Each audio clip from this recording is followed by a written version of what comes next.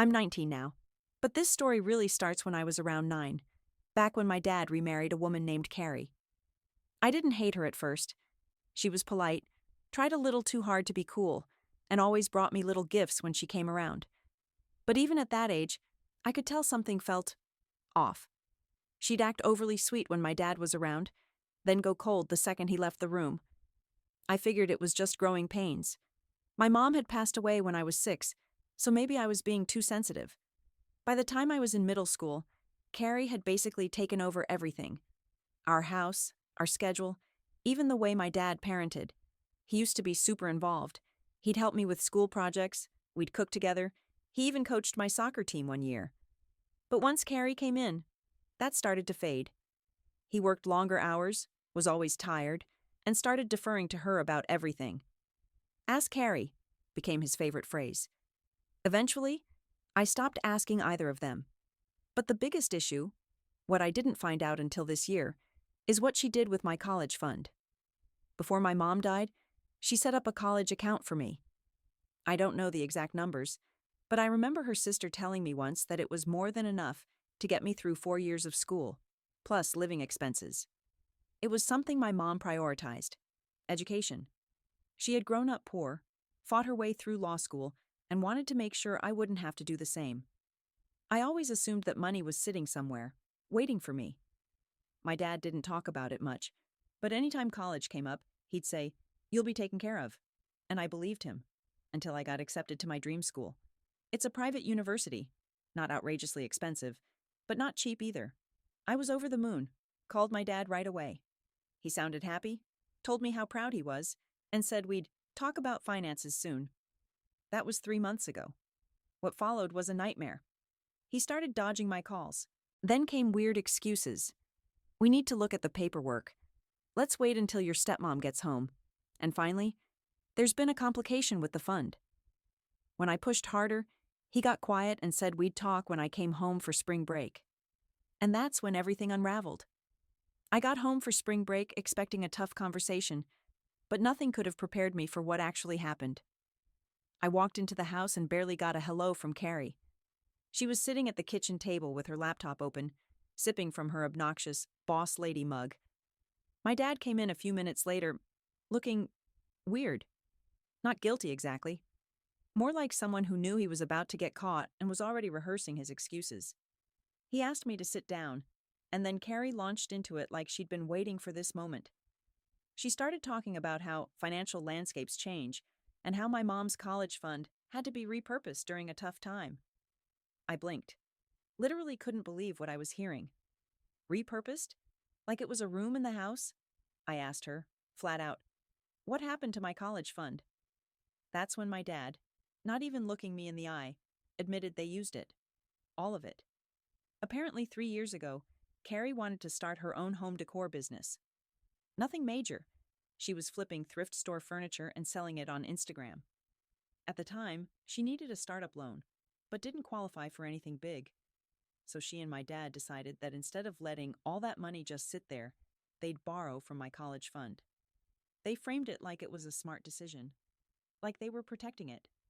Like Carrie's side hustle was somehow more valuable than my future. I felt numb. My mom worked so hard for that money. She made sure I'd be okay if something happened to her, and they spent it on throw pillows and painted nightstands. I asked if they planned to pay it back. Carrie jumped in before my dad could even speak and said, "Well, that was the idea, but the business didn't really take off." And then she had the nerve to follow it up with, "But we're still really proud of how far we got." I couldn't breathe. My dad sat there, silent, like that made it okay. That's when I stood up and walked out. I didn't pack, didn't say another word. Just left. My aunt, my mom's sister, lives about 45 minutes away. I'd never stayed with her before, but I remembered her saying years ago, "If you ever need a place, my door's always open." So I showed up on her porch at 11 p.m., completely wrecked. She didn't even ask questions, just hugged me, pulled me inside, and let me sleep. The next morning, I told her everything. When I finished telling my aunt everything, she didn't speak for a full minute. She just sat there, shaking her head slowly like she was trying to keep from exploding. Then she stood up, walked over to a filing cabinet, and pulled out a folder I'd never seen before. It was my mom's original paperwork, legal documents, bank statements, even letters written to the attorney who helped her set up the college fund. She had kept every receipt, every single confirmation. And right there in black and white was the account number and the trustee name, my dad. The fund had been locked until I turned 18, and after that, it was supposed to be used only for education-related expenses. It was all legally binding, so the fact that they had touched it, spent it, wasn't just wrong, it was illegal. My aunt was furious. She called my dad that same afternoon, put him on speakerphone, and tore into him. I didn't even need to say anything. She laid out the documents, the trust terms, everything, and all my dad could do was mumble about unforeseen circumstances and how he thought Carrie's business would grow fast enough to replace the money. He kept using the word borrowed like it made any of this okay. My aunt said, "You didn't borrow it. You stole it." Carrie wasn't on the call, but I could hear her voice in the background, chiming in with crap like, "She's overreacting," and "It was family money anyway." Family money. My mom's name was the only one on the account. She earned it, saved it, protected it. For me. The final straw came when my dad said I was being ungrateful, and that I should be thankful they took a chance trying to build something bigger for our family. That's when I hung up. My aunt called a lawyer the next morning. She didn't ask if I wanted to press charges. She just said, "Let's see what we can do." She made it clear the decision would be mine, but she wasn't going to let them walk away without consequences. Meanwhile, I was crashing on her couch, trying to make sense of what came next. School started in 5 months. I had no college fund, no backup savings, no financial aid yet. I had nothing. But weirdly, I also had everything. Because for the first time, I knew who was really in my corner. The next few weeks were a blur of paperwork, emails, and phone calls.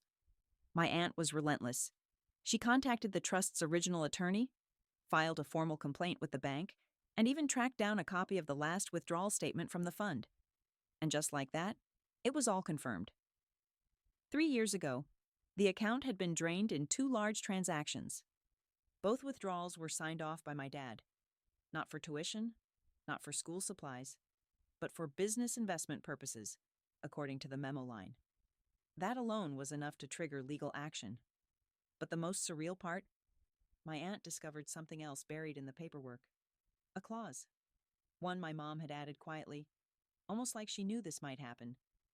It stated that if the account was ever used for anything other than my education, and without my written consent after turning 18, the responsible party would be liable for full repayment, plus interest. Meaning, my dad was now on the hook for the entire amount. Legally. We handed everything over to the attorney, and they filed a civil claim within days. My dad was served the next week. I didn't tell him it was coming. I didn't owe him that courtesy. When he called, he was livid. Not even apologetic, just mad that I'd let a lawyer get involved instead of talking to him like family. He kept saying I'd ruined his life, that Carrie's business was failing because of all this drama, and that I was being manipulated by my aunt. I stayed quiet for most of the call, but right before I hung up, I told him, "You didn't ruin your life because of me. You ruined it the day you touched that money." Then I blocked his number. After that, everything moved fast. The case was strong. There was no denying what he did. Carrie tried to say she didn't know the money came from my fund, but the email said otherwise. There were receipts showing she used it to pay for her website, her marketing, even a down payment on a warehouse lease. She knew exactly what she was spending. The only reason they hadn't faced charges before? Because I hadn't turned 18 at the time. Now that I had, everything changed. In the meantime, I still had no way to pay for school. The fund was gone, and even if the lawsuit worked in my favor, getting that money back would take months, maybe years. And that's when something happened I didn't expect. A friend of my mom's, someone I barely remembered from when I was little, reached out to me. She'd seen what was happening through my aunt and said she'd been heartbroken by what I was going through. She'd known my mom from law school. They were like sisters. She said, "Your mom helped me when I had no one. It's my turn." And then she offered to pay for my entire first year. No strings, no expectations, just kindness. I didn't know how to accept something like that. I didn't even know how to say thank you. But she smiled through the phone and said something I'll never forget. Your mom would have done the same for my daughter. The day I officially enrolled in college, I cried harder than I had at any other point in this whole mess. Not because I was sad, but because after everything, after all the betrayal and legal drama and silence from the one parent I had left, I was still standing. I was doing what my mom wanted for me, what she planned for, what they tried to take. Classes would start in August. The generous gift from my mom's friend covered tuition and housing, and I picked up a part-time job in the campus library to handle textbooks and daily expenses. It wasn't the life I thought I'd have, but it was mine, and that made it feel powerful. Back at my aunt's place, the lawsuit was progressing faster than we expected. My dad hired a lawyer, one of those grumpy small-town types who probably thought he could make the whole thing disappear with a stern letter. But there was no loophole, no technicality. My mom had made sure of that. Her signature was on every page. The clause about misuse? Airtight. And when the discovery process started, when both parties had to show their cards, everything Carrie had tried to hide came spilling out. Not just bad business decisions, but outright lies. She'd taken trips with that money, luxury furniture, branding retreats, even a spa membership. Over $60,000 in business expenses that had nothing to do with any real business. And it got worse. Turns out, Carrie had applied for small business grants and listed me as an employee. She used my name to get approved for funding, claiming I worked full-time as her marketing assistant. She even faked a W-2 form with my information. When our lawyer saw that, he looked at me and said, "This isn't just a civil case anymore." He handed the evidence to the authorities, and a fraud investigation was opened. I had no idea what that would mean for her, or for my dad. But for the first time, it felt like the weight was starting to shift. Like I wasn't the only one carrying this anymore. My aunt started sleeping better. I started breathing easier. And one night, as we were eating takeout on the couch, she looked at me and said, "Your mom would be so damn proud of you." That one sentence did more for my healing than anything else. Because deep down, I'd been afraid she would have blamed me. For not noticing. For not speaking up sooner. For letting Carrie get close to our family at all. But now I know better. This wasn't about me letting anything happen. This was about two adults who made selfish choices and got caught. The fraud investigation picked up steam way faster than we thought. Apparently, using someone's identity for financial gain, especially when that person's a minor at the time, is a serious deal. Carrie tried to claim it was a clerical error, that she thought putting my name down would just be for paperwork, not anything official. But the thing is, there were signatures, dates, bank routing numbers. She hadn't just made a mistake. She'd carefully and intentionally built a paper trail that pointed to me as her employee, all while knowing I had no clue she was even starting a business. And once the investigators started digging, they found more. She hadn't just used my college fund and fake hired me. She'd also tried to apply for a second business loan under my name. That application got denied, thank God. But the attempt alone was enough to push things over the line. They called it identity theft. When Carrie was officially charged, I thought I'd feel this huge wave of satisfaction, like justice had finally been served. But the only thing I really felt was tired. I didn't want revenge. I just wanted my life back. The fallout was a mess. My dad finally reached out again, but not to apologize. He left me a long, rambling voicemail asking if I'd consider dropping everything so we could move on as a family. He said he never meant for it to get this far, and he begged me not to press charges against Carrie, that she was already suffering enough. It was almost laughable. She stole from me, lied about me, trashed my mom's final gift to me, and I was supposed to make her feel better? I didn't call him back. Instead, I called the lawyer and told him I wanted to move forward with everything, every charge, every claim. Not out of spite, but because I wasn't going to be the kid they took advantage of anymore. A week later, I received notice from the court that my dad had been removed as trustee from the original college fund account.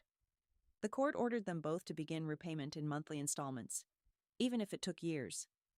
That money, with interest, would eventually come back to me, and even if it didn't, at least I had something more valuable: control.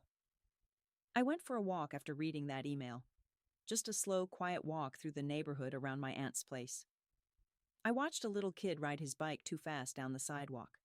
I saw an older couple sitting on their porch, holding hands, and for the first time in a long while, I didn't feel small, or powerless, or forgotten. I felt free. I started my freshman year 2 months later.